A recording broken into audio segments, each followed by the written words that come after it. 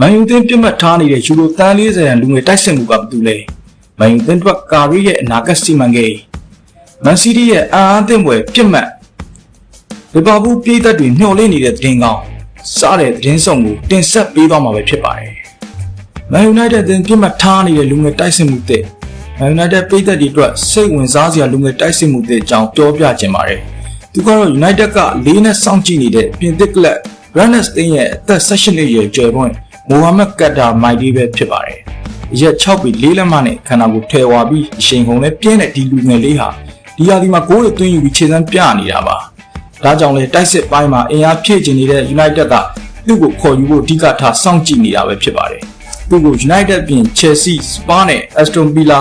Crystal Palace အသင်းတွေကလည်းစုံစမ်းမှုတွေပြုလုပ်ထားတယ်လို့သိရပါတယ်။ထူးခြားတာက Saudi Club Al-Hilal အသင်းကမိုက်ဒီကိုယူရို30နဲ့ကမ်းလှမ်းခဲ့ပေမဲ့ဒီလူငယ်လေးကငင်းပယ်ခဲ့တာပါ။သူကငွေကြေးထက်ဥရောပရဲ့ထိပ်သီးလိတွေမှာပဲသူ့ရဲ့ခြေစွမ်းကိုမြင့်တင်နေကြတာဖြစ်ပါတယ်။ဒီဘူးဝမ်းရဲ့ဖိုးတန်ရတနာဖြစ်တဲ့ဒီတိုက်စစ်မှုလေးကိုနိုင်တကပဲခြားသင်းတွေကိုကြော်ဖြတ်ပြီးရခေါ်သွားနိုင်မလားဆိုတာကတော့ရင်ခုန်စောင့်ကြည့်ရမှာပဲဖြစ်ပါတယ်။ပေါင်တန်း60ကျော်တန်ကြီးနဲ့ထိုက်တန်ကြောင်းပြသလိုက်တဲ့အပူမို့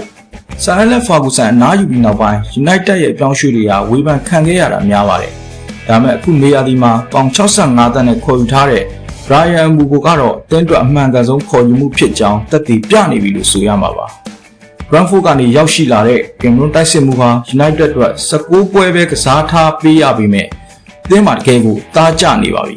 ။ပြီးခဲ့တဲ့ရာသီက Brentford မှာသွင်းဂိုး20တိသွင်းယူခဲ့တဲ့ခြေစွမ်းကိုအခု United မှာလည်းဆက်လက်ပြသနေပြီးလက်ရှိ Premier League မှာ United အတွက်10ဂိုးထိသွင်းယူထားနိုင်ပြီပဲဖြစ်ပါတယ်။သူ့ပြစ်နောက်ဆုံးစားခဲ့တဲ့ Arsenal နဲ့ပွဲမှာဂိုးသမား David Raya ကိုကြော်ဖြတ်ပြီး AACC ဂိုးသွင်းခဲ့ပုံကသူ့ရဲ့တည်ငြိမ်မှုကိုပြသနေတာပါ။ Man U ရဲ့တိုက်စစ်ပိုင်းမှာဘူမိုလိုစိတ်ချရတဲ့ကစားသမားတစ်ယောက်ရှိလာတာကတင်းတွက်တော့တကယ်ကိုအားရစရာပါပဲ။ဒီကစားသမားရဲ့ခြေစွမ်းကို Man U ဖန်တွေကကောလိုမြင်ကြပါလေ။ Man United အသင်းအတွက်ကာရီရဲ့နာဂတ်စီမံကိန်း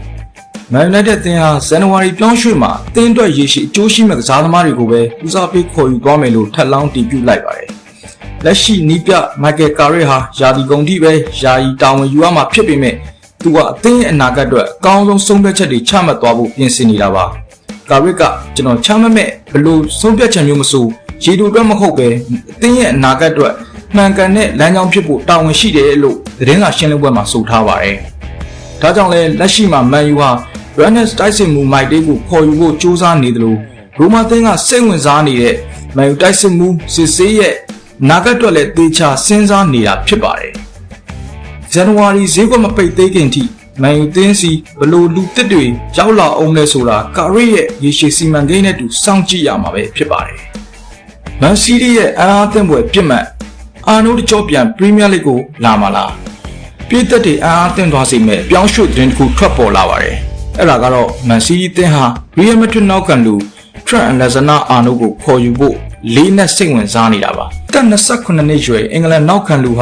ာလီဗာပူးကနေ Real ကိုပြောင်းရွှေ့ခဲ့ပေမဲ့စပိန်ပြည်မှာတော့ရုန်းကန်နေရပါတယ်။ဒီဟာဒီလာလီဂါမှာ9ပွဲသာပွဲထွက်ခွင့်ရထားလို့သူ့ရဲ့အနာဂတ်ကမီးမီယာဖြစ်နေတာပဲဖြစ်ပါတယ်။ Man City ရဲ့အားကစားဒရိုက်တာသစ် Hugo Viana ဟာအသင်းကိုအင်အားဖြည့်ဖို့ပြင်ဆင်နေပြီးအာနိုးကိုခေါ်ယူဖို့အတွက်ဂျားကန်လူတွေကနေတဆင့်စုံစမ်းမှုတွေစတင်နေပြီလို့သိရပါတယ်။ဒါပေမဲ့အာနိုးဟာ Real နဲ့2029ထိစာချုပ်ရှိနေတာကြောင့်ပြောင်းရွှေ့ခြင်းအမြောက်များပေးရပွဲရှိနေပါတယ်။လီဗာပူးရဲ့ icon ကစားသမားတစ်ယောက် Man City စီတကယ်ပဲရောက်လာမလားဆိုတာကတော့စောင့်ကြည့်ရမှာပဲဖြစ်ပါတယ်။လီဗာပူးပြည်သက်တွေမျှော်လင့်နေတဲ့သတင်းကောင်းလီဗာပူးပြည်သက်တွေအတွက်ရင်ခုန်စရာသတင်းတစ်ခုထွက်ပေါ်လာပြပါပြီ။ Real Madrid နဲ့လမ်းခွဲခဲ့တဲ့နီးပြဇာဘီလွန်ဆိုဟာခုဆိုရင်အနားယူရင်းနဲ့သူ့ရဲ့နောက်ထပ်ခီးစဉ်အတွက်ပြင်ဆင်နေပြီလို့သိရပါတယ်။ပြီးခဲ့တဲ့2024ရာသီတုန်းကဘိုင်ယန်မြူးနစ်နဲ့လီဗာပူးတို့ရဲ့ကမ်းလှမ်းမှုကိုငင်းပယ်ခဲ့ပေမဲ့